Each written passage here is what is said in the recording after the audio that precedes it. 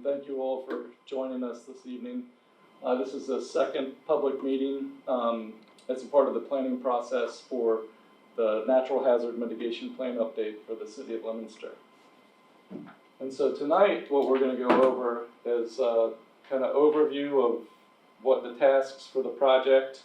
Well, since at the first public meeting we didn't get into the results of the risk assessment, we're going to briefly go over those at a high level. And then we'll be getting into the real focus of the meeting, which is to go over the mitigation actions approach, and then to review and the mitigation actions, and then discuss next steps. So the plan overview. So these are kind of the critical tasks that were completed for this project. Document the progress that's occurred since the 2015 update the city's inventory, characterize the hazards, assess the current and future hazard vulnerability of those assets, document the progress that's been made, provide public education and outreach, which is what we're a key part of this meeting this evening. The draft plan update's actually been posted online, and so members of the community have had, I think, a couple weeks to review it and provide feedback. We're going to go over the actions as noted before, and then this next steps are really the last two bulleted items, which are to coordinate with MEMA and FEMA on the plan review, which is pretty much the compliance portion of this, where MEMA and FEMA sign off on the plan to say that it meets all of the requirements for federal regulation. And then the last step is really for the city. Once you get the approval pending adoption letter from FEMA, the city will then move forward in adopting the plan. And then we will coordinate with FEMA and you will get your official letter. And from that date, the plan will be good for 5 years. So why does it matter that we're doing this? Well, one of the most important parts is that it makes the city eligible for FEMA's hazard mitigation assistance grant programs, as well as disaster recovery funds after a disaster. Public safety, prevent losses and operating costs that could be impacted by natural hazards, prevent private property loss, maintain the tax base, those go hand in hand. Also with supporting economic development and conservation planning, there's a large area of the city that is forested open space. And then to maintain the municipal bond rating, what we've started to see is that Moody's and other bond rating entities have started to really kind of evaluate whether or not communities are addressing resilience as it relates to your assets, and that could be a potential impact in the future. So this really helps support the city in that effort as well. Plan contents, the keys, we kind of have an executive plan, which are the first 7 sections of the plan that really get into the nitty-gritty of what was done without going into the huge analytical portion. And we have actually 8 attachments that provide the documentation and substantiation for kind of these key sections in the plan, which are the planning process, the community profile, which has your assets, the national hazard risk profile, strategies and actions, regional and inter-community considerations. Leominster has a really strong working relationship with your neighboring communities. And then plan adoption and implementation. Those are kind of the key sections of the plan. And we'll be going through really section 4 and then section 5 in much greater detail this evening. So as you can see, what was presented at the first public meeting really got into going over the community profile, which included updating the assets that were included in the 2015 update. We did a much more comprehensive evaluation of assets, which then folded into the inventory, and then we presented the natural hazard characterization. And there's about 18 to 19 hazards that we evaluated. as well as we evaluated climate change interactions, which are outlined in the 2018 State Hazard Mitigation and Climate Adaptation Plan. It's really key to kind of align with the state's plan because that helps the city in terms of applying for future funding and prioritization. And then tonight in the orange, as you can see, we're going to do a high-level overview of the risk assessment results. We used FEMA's National Risk Index to really provide, it's a kind of a semi-quantitative semi-quantitative evaluation with relative scoring system that FEMA actually released about a year ago to the date. And then we'll go into more detail into the actions, the approach for how we develop the actions, and then the plan adoption and maintenance is going to be one of the key next steps that it's going to be presented at the very end. So this is kind of the life cycle here that outlines those steps there. Organizing the planning process, inventory, assess risks, develop strategy, and then adopt and implement the plan. So here's an overview of the 18 natural hazards that we identified, which are consistent with the state's 2018 plan. So we've got it broken up into the categories: severe weather hazards, you're getting into flooding, both from river rain and intense precipitation, heavy snowfall and ice. You got climate-related hazards, which are more related to temperature. So you have extreme temperature, drought, wildfire. I mean, those drought, we're starting to see big impacts this year as well. And then geologic hazards and earthquake. One hazard that's not listed is a secondary hazard, which is dam failure, and that's kind of not a primary hazard because it primarily is a result of flooding. And so we'll go into some detail on those.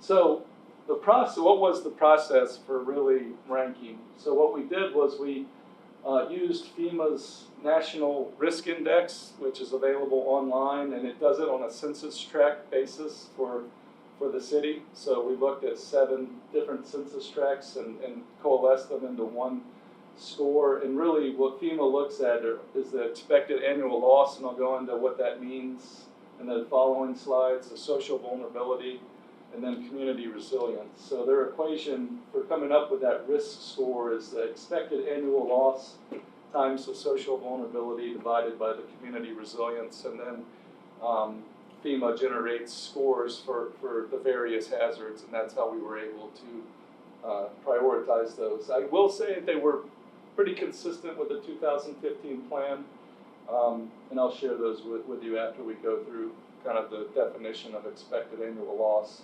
And that's the average economic loss in dollars resulting from a certain natural hazard each year. That's really the quantitative piece that's a part of that equation. Exposure represents the kind of the value of the buildings and property population. In exposure, what that means is an area within, let's take flooding for example. Is it in a special flood hazard area or not? Annualized frequency, so that's really the probability of an event.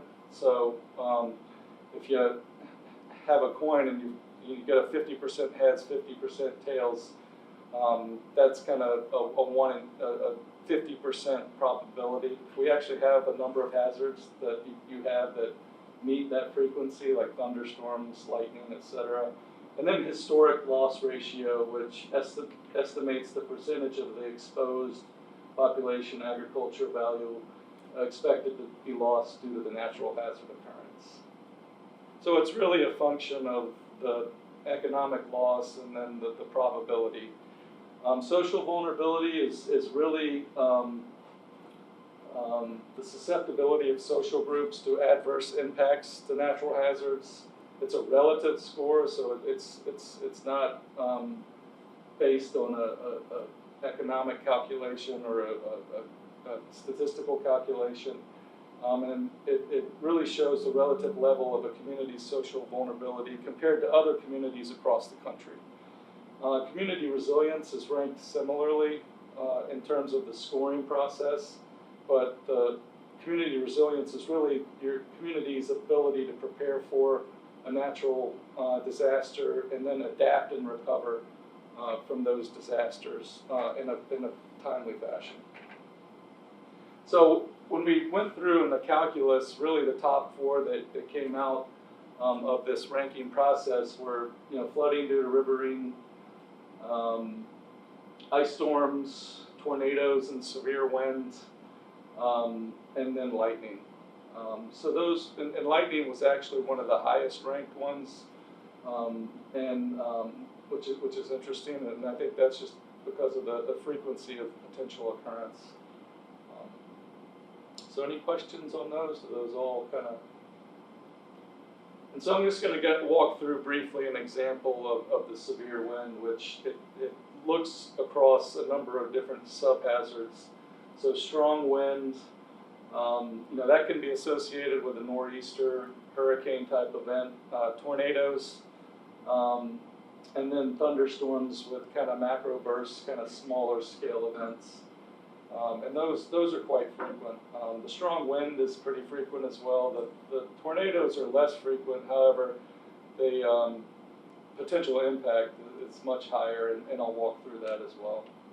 In 1953, there was actually a major, it's interesting walking down the hall, you still have pictures of that event, which was quite devastating. I think it's actually one of the top 10 ranked tornadoes, believe it or not, in the whole country.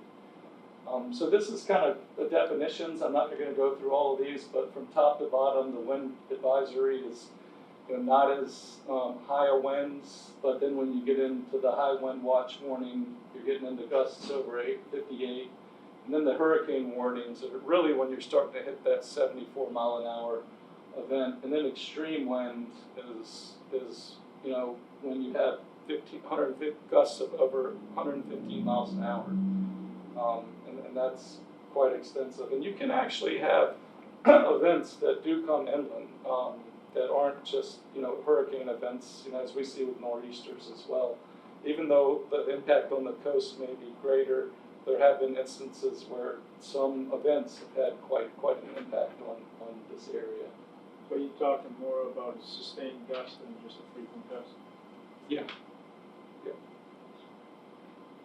And so this kind of breaks out kind of our evaluation, of, we like to look at it in terms of the likelihood frequency, and then the severity and magnitude, and then the impact area, how big of an area it's going to impact. And you can see with the hurricane, and the strong wind, we actually, it's got a lower probability than, say, the thunderstorms, which, you have pretty much every year. The hurricane kind of nor'easter event may not impact this area. Maybe it might be, two out of every 50 years. But the severity and magnitude is much greater with that hurricane event than it is with a thunderstorm, just because it's impacting a probably larger area. And then with the tornadoes as well, you have the lower probability, but the area and the potential impact is where you really get into those rankings. And with all of the, FEMA combined all of these to come up with their composite score for the severe wind. We also looked at climate change interactions. I just have a couple listed here: extreme heat, and I kind of underline kind of some of the key points to make because there's a lot of verbiage here. But the average annual temperature is about 47 degrees, and then if you go to the right, it's expected to kind of increase to close to approximately 3 degrees to 8 degrees higher by 2050. Looking at the average number of days over 90, I know we've had a couple of hot streaks this year already, but that's expected to increase from 6 days on average now to 15 to 25 days. So, these are not insignificant. And then also when we get into the intense rainfall, what's really interesting is that the Northeast from 1996 to 2014, the amount of intense rain was about 50% higher than it was from 1901 to 1995, and they're actually projecting that it's going to increase even more in the future.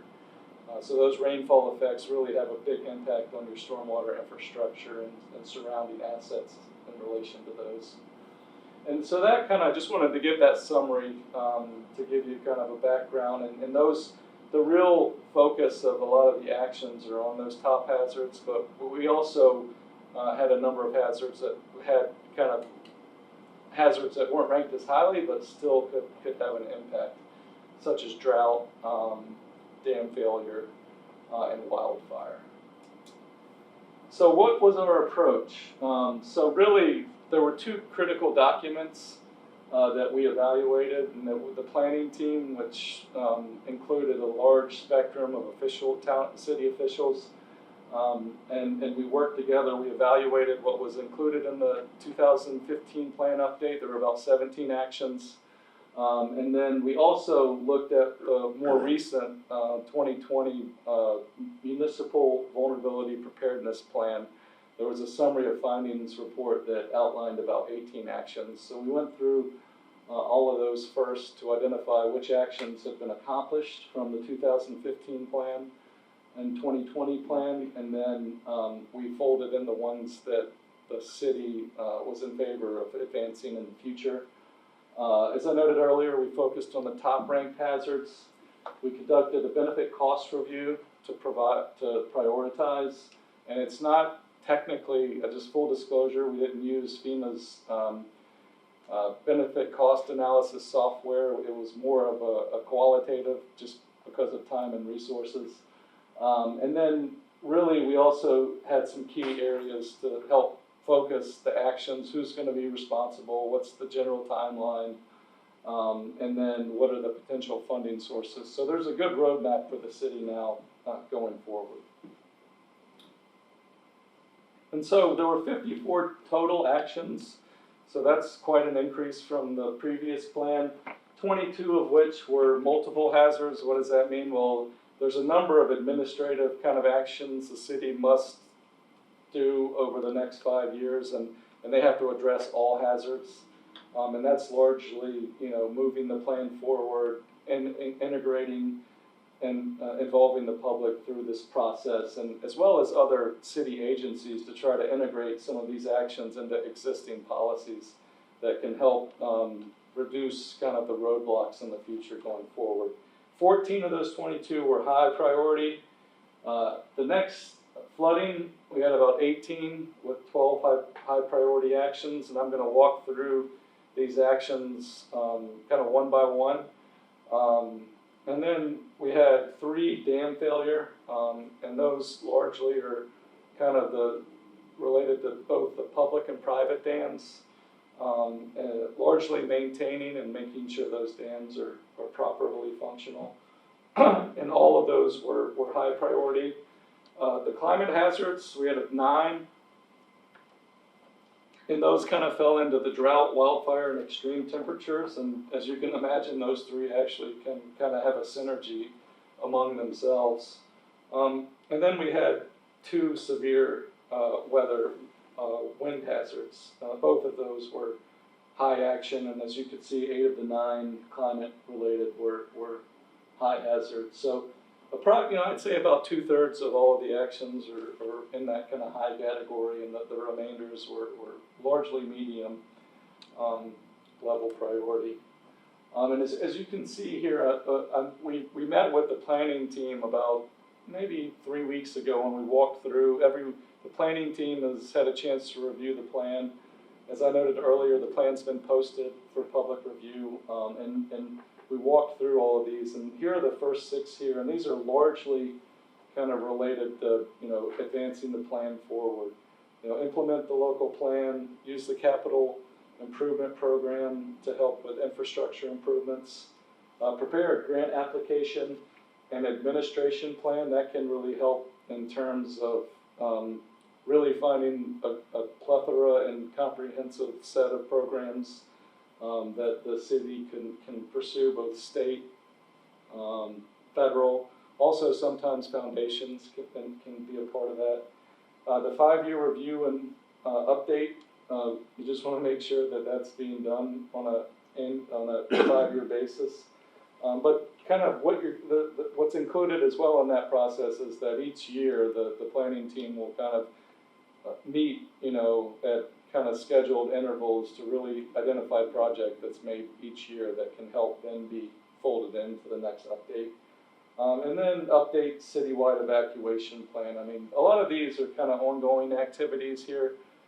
They're not new, but we kind of organized them and presented them in a way where it kind of identified the responsible entities and then potential funding sources.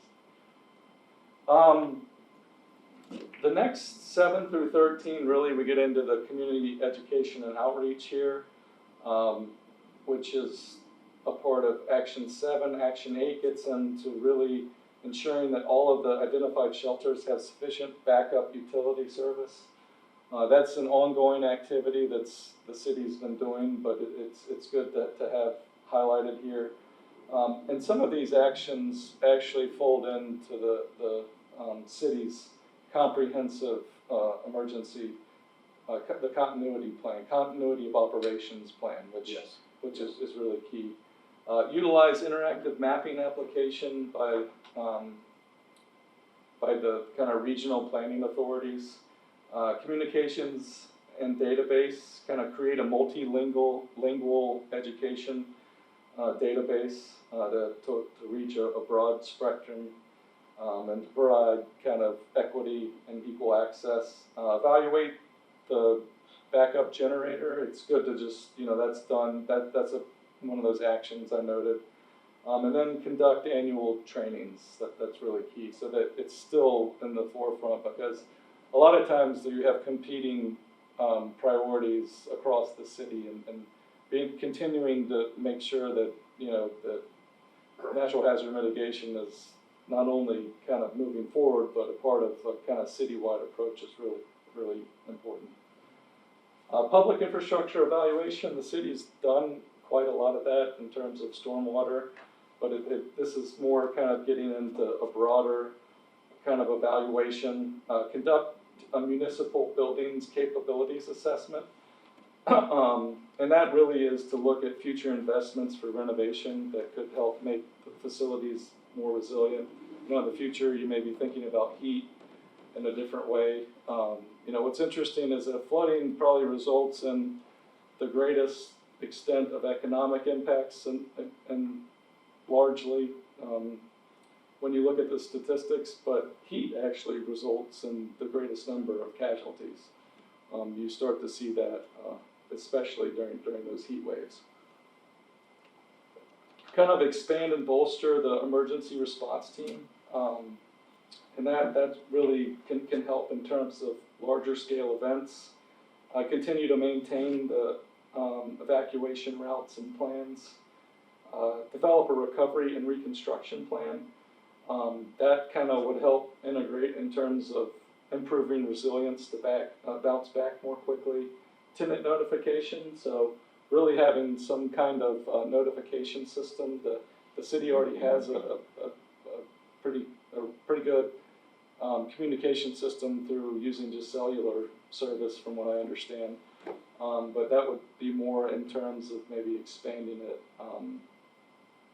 to having maybe something online as well that folks can go to. A mobile evacuees planning, just continuing to make sure that that program is addressing those needs, making sure folks are registered, as needed, because that population changes over time. It's not a constant. And then evaluating gas infrastructure, and then maintaining the disaster recovery and rainy day fund. And that's largely kind of just being able to have some funds available, matching funds to help support implementation in the future. That is really important. And now flood hazards. So one of the biggest pieces is to continue participating in the NFIP. So what that does is allows the city to have access to FEMA's insurance program, but also makes you eligible for applying for the flood mitigation assistance.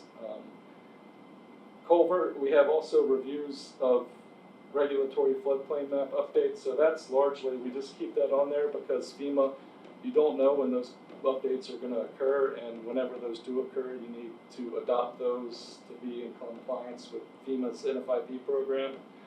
Create a citywide program to assess, prioritize, and repair, replace culverts. The city, I know DPW already has a pretty good outline of a program, but this would be more to kind of codify it through a written kind of process.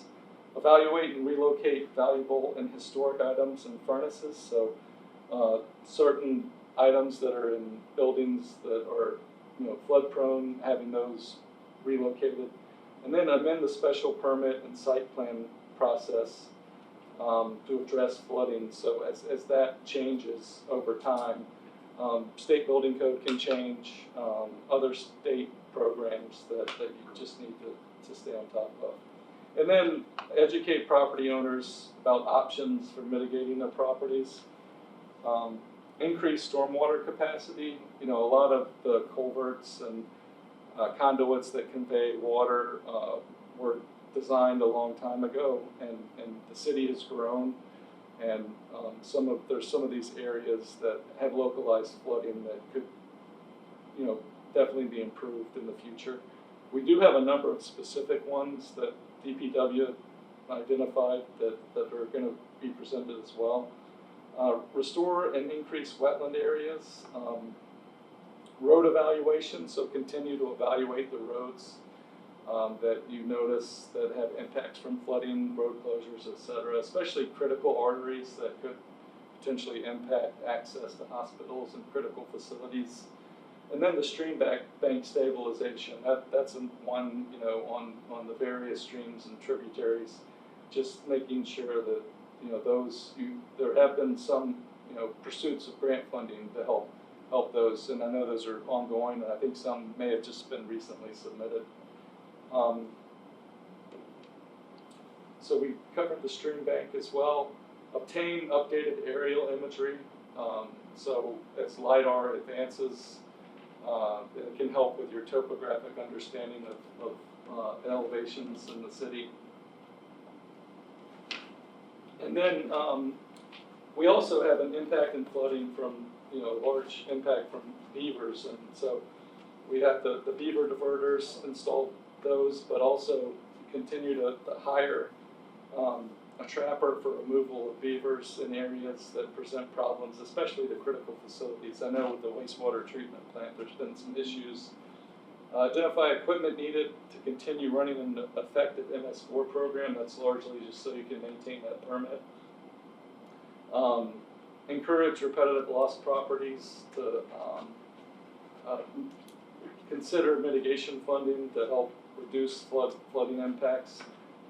Repetitive lost properties, it's interesting because across the country, I don't know the exact number, but there's tens of thousands, but as we all know, there's millions, probably hundreds of millions of properties in the country, but those tens of thousands actually account for a pretty large percentage. I don't know exactly the number, but it could be anywhere from 10% to 20% of the total damages that have occurred, or just in that small cohort. So that's what FEMA's flood mitigation assistance program really just tries to help improve or move those properties out of serious flood risk.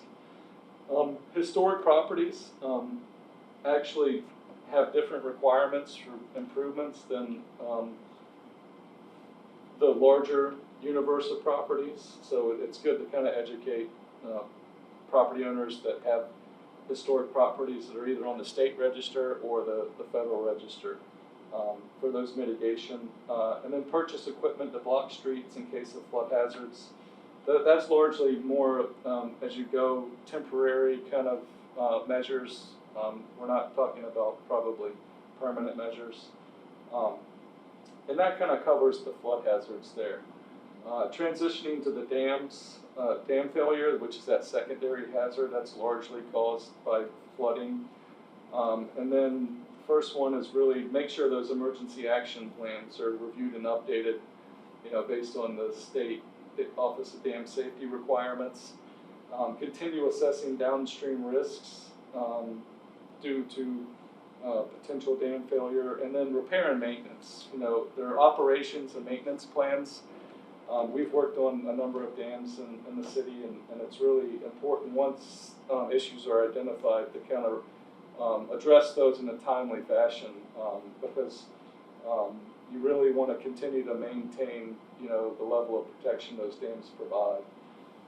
And those are really critical. And those are really the responsibility of the dam owner, so the city and other private entities that own dams in the city. Climate-related hazards, drought. We're actually in a critical drought phase right now. We're looking at a citywide study of the ground and surface water capacity, so that could help in the future. I know there's been, in talking with the DPW director, I know that's been a big issue over this summer pretty much, in terms of making sure that people are being responsible with their water usage during this drought period. So continuing to educate through public service announcements during the drought, potentially identifying locations where water storage tanks may need rehabilitation, and then continuing to implement a water conservation program, which is, you know, ongoing on a weekly, monthly, daily, annual basis here.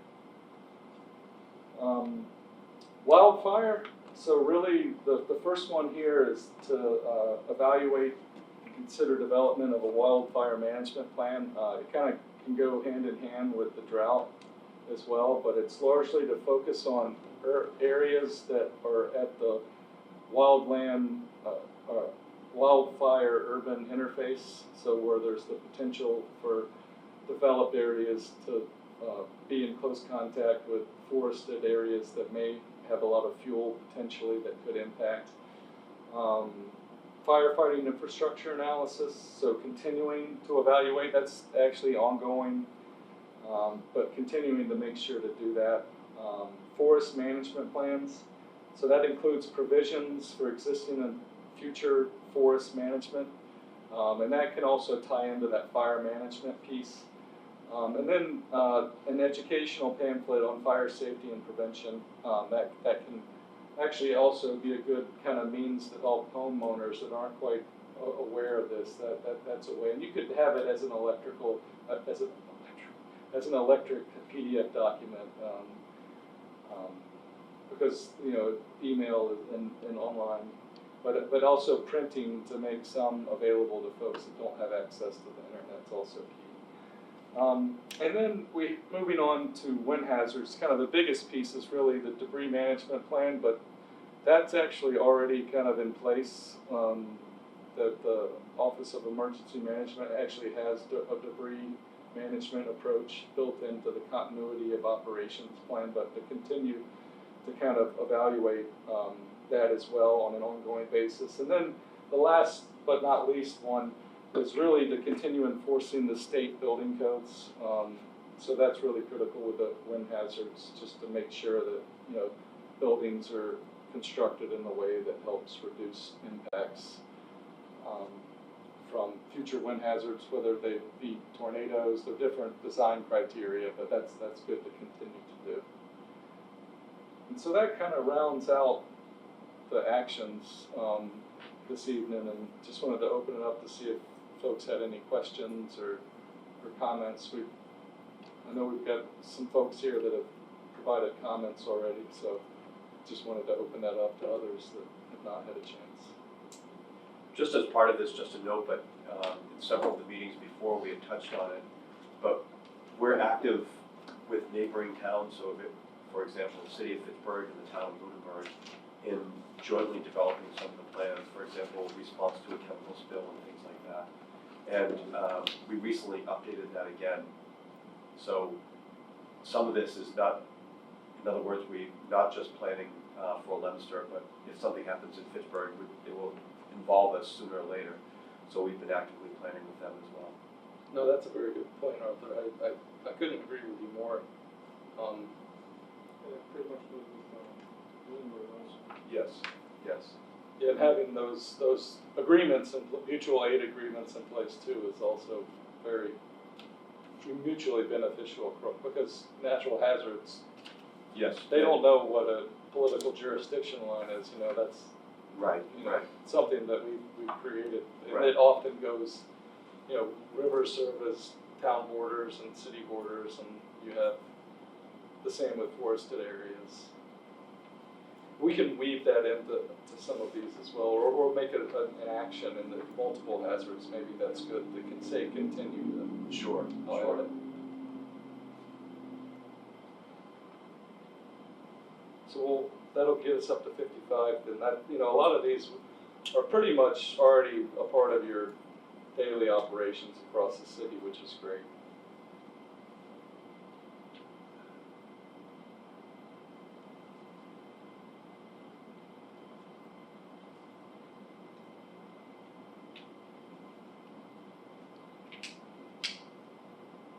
But thank you. That's a very good one to Oh, you're welcome. highlight.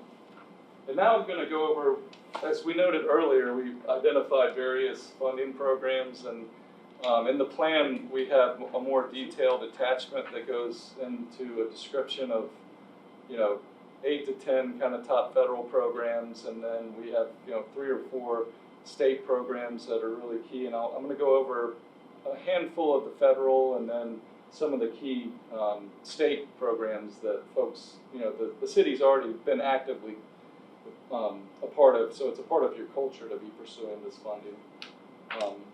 Because it's better to be proactive, as we know, than reactive. And so the biggest program that's out there right now is FEMA's Hazard Mitigation grant program, and by biggest, what I mean is that that program has funded probably 85 to 90%. I may be off plus or minus 5%, standard error there, but that's largely the program that has helped communities, states, tribal entities, nonprofits really become more resilient.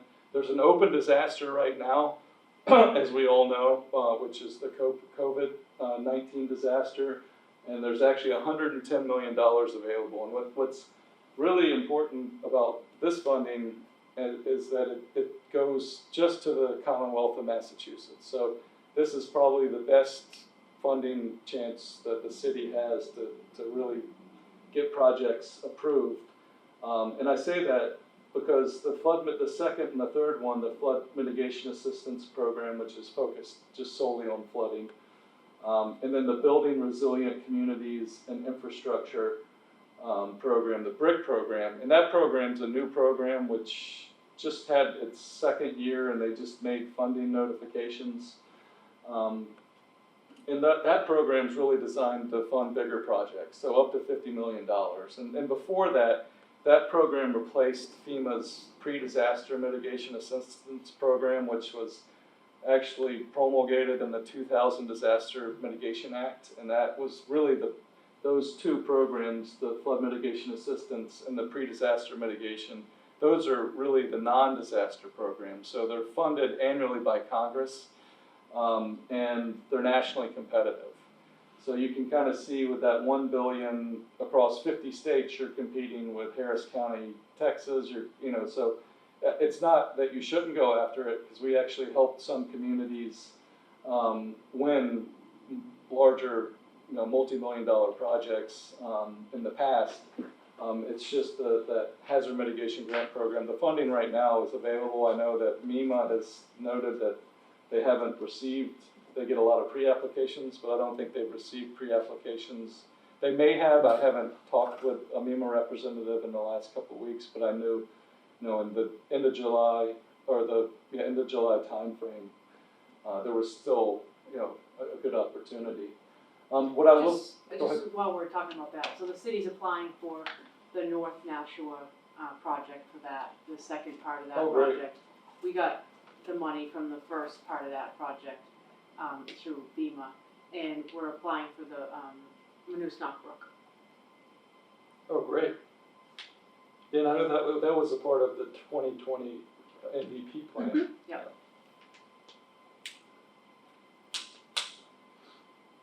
That's great.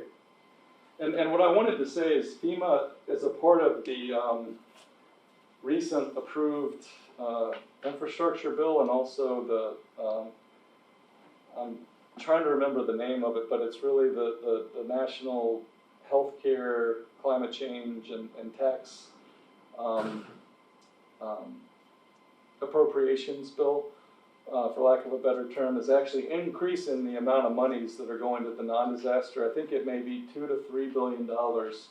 So these monies are in that there's going to be funding available over the next, 5 to 10 years. Those numbers are going to be higher than they've ever been, which is great. Because oftentimes, unfortunately, the funding has kind of worked the opposite of the way you would think it would work. It's because it's largely tied to a disaster declaration. But they're starting to kind of move it forward to be more proactive. And I think that's because of all the disasters we've seen in the last 5 to 8 years. The HUD Disaster Recovery and Resiliency Grant, that's really tied to your community development block grant, so that's state monies. And that largely comes after a major disaster, but that can help with improving housing, social equity, those kind of areas, and also planning for at-risk communities to help make those areas more resilient. The Department of Commerce, the Economic Development Administration Disaster Recovery Grants, those are grants that are largely help to small businesses, but also their areas, a part of the American Rescue Plan Act that provided monies to help open space planning, parks, so it kind of broadened even to a larger lens. There was several $1 billion, but that travel, tourism, and outdoor recreation, it's interesting. We helped the community in the state south of here kind of pursue funds to help in terms of rehabilitating a new state park to provide additional jobs and training opportunities.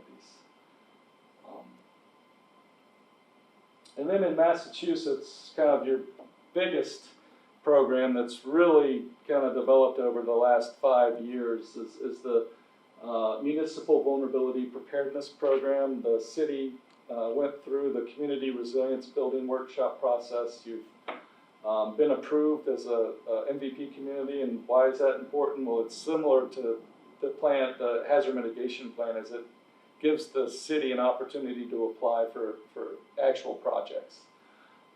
And this last year, that amount went up from, I think during the early stages, it may have been around 7 to 10 million. And now that the funding amounts are getting higher, and a big part of that is there's been such a huge interest in communities throughout the Commonwealth. And there's actually, a bigger need that has been documented through the state's MVP planning process. And so the 17 actions that were outlined, or the 18 rather, in your 2020 MVP plan, we integrated into the FEMA plan so that makes it more competitive for you to apply both for federal and state funds. So that funding will probably be rolling out, generally you start hearing kind of the whispers from the state in the fall, and then the guidance will come out, and then there'll be maybe a 2 to 3 month period between February-ish, March to the middle of May when you can apply for that funding. And that's a good way to get especially those MVP projects. But the state is also funding actual hazard mitigation plans through that program, which I think is partially helping this project. The Massachusetts dam and seawall repair or removal, obviously we're focused on dams here, but that's just the name of the program because it focuses on those flood protection structures. But that's a good one if it's determined that some dams either need rehabilitation or we're working with a community not too far away from here, maybe 20 to 30 miles away, with dam removal projects, kind of doing the ecological restoration. And so it's not it's not just repair, that removal also can help as well. Does the dam and seawall repair and removal program, is that specifically designed for municipalities, or is that private dam owners can participate as well? That's a very good question. I'm pretty sure, yeah, private dam owners can as well, because we had to get letters of approval and support from the dam owners in a community nearby. I'm not at liberty to name the community because it was funded by a recent grant that hasn't been publicly announced. So it would behoove me to use discretion in this context. But what I can say is there are 3 dams. I think 1 was publicly owned and 2 were privately owned. And we went through, we educated the dam owners. They were very interested. You know, it had become, you know, almost just a burden to really maintain these. And these were historic dams, you know, largely to help support an economy that no longer exists.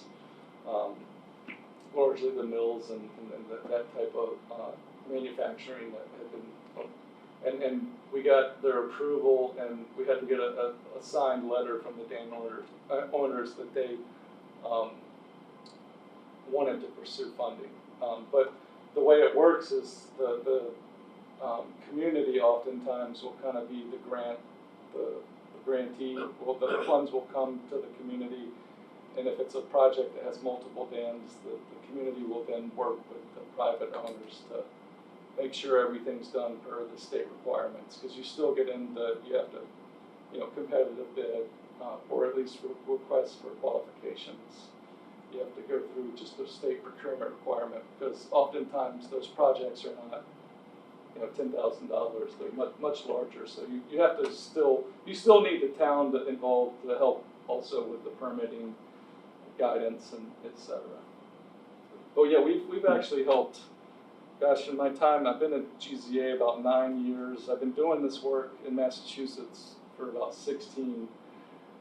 But in the last 9 years or so, we've helped dozens of dam owners. You know, we'll often advise the dam owners on providing engineering and design in advance. Because in these grant applications, really, yeah, it's great that we've identified what actions, but what will make you even more competitive, I mean, what makes it competitive to begin with is it's included in the plan that's adopted by the city. But if you're able to even get conceptual plans developed, which is not a really, you know, you're like ankle deep at that point, right, in terms of the design. That can really make your grants more competitive, and it's kind of a good way to use not short money, but money that you could, you know, potentially find more easily. And then what you can do is you can include engineering and design and permitting, and sometimes use both of these grants. We're actually working to use both of these grants in one community right now, because, you know, there's different, you know, some of the engineering and design and permitting could come from one that would then support the construction piece in the other.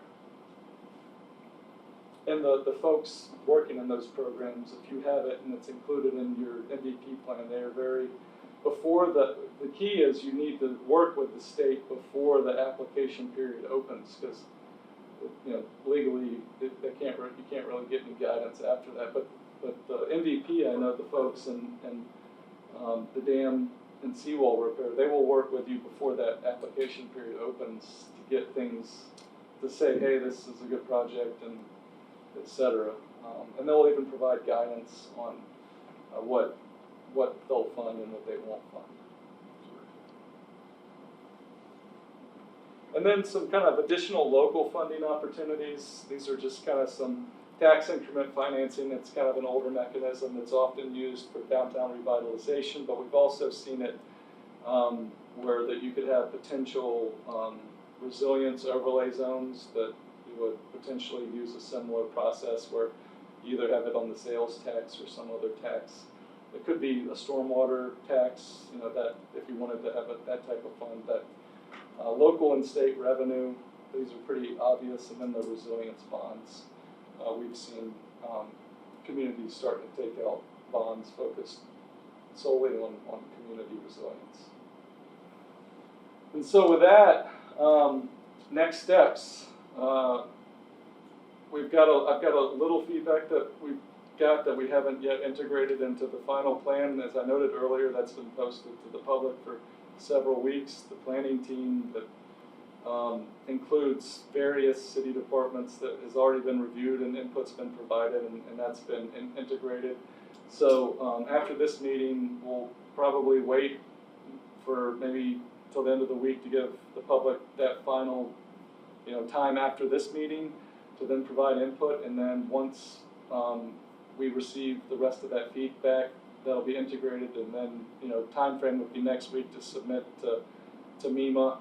So the way this process goes is it goes to MEMA first for review. Their planning team will review it based on a checklist that we will fill out on behalf of the city, where we will tell FEMA specifically on what page and what section you meet the requirement, because it just makes it easier for FEMA to do it in a more timely fashion. If there are any comments, we oftentimes see at least one request for information or changes. Generally, on the plans we've developed, they've been rather minor. We'll get 5 or 6 small things here or there. We've had a couple that made it through without any requests for information, but we'll then be able to pretty much, based on our past experience, readily make those changes and submit it back to MEMA, who then sends it to FEMA. So hopefully in the next month, we'll have everything ready to send the final plan back to MEMA, or they'll say everything looks good and they'll submit it to FEMA. And a lot of times, if there's not too big of a volume of plans in the queue, we're hoping it will take maybe 2 to 3 months to get that approval pending adoption letter for FEMA. And then that's what's then taken to the city council and the mayor's office, and then presented at a formal meeting for approval. And once the city adopts the plan, we'll help coordinate with MEMA to then let FEMA know, and then you'll get your letter, your formal approval letter from FEMA. So there's a lot of kind of review pieces and compliance at the end, but we have a very good track record of being able to generally get it through, in 3 to 4 months. And FEMA's gotten, their staff has increased, so they've got a much better process now. I know when I was at FEMA before, there was only like 1 planner or 2 planners, almost 20 years ago. So it was hard to really be able to process that volume, because in New England you've got probably close to 800 or 900 entities that are trying to get these through each year, or on a staggered scale over every 5 years. So that's where we are and where we're going, and it's been an honor and a pleasure to work with the city over the last, I think, 7 or 8 months. Thank you. It's been great. Absolutely. All right, well, thanks, everybody. Thank you, Sam. Yeah, no problem. And what I'll do is I'll send this, Wendy, to you and Mark, and I'll PDF it if you just want a copy. That would be great. That would be great. And then that'll, if folks are interested, or Sure. I know there's, this will be recorded for folks to see in the future. So Yes. I think we have a good kind of presentation to share as well. Yes, and as you said, if anybody needs to look, if once you send it, the PDF version, we'll print several and we'll leave them so if people are inquiring, then they can get a copy. Oh, that's great. That's great. That's a good approach. All right. Thanks, everyone. Thank you. Thanks.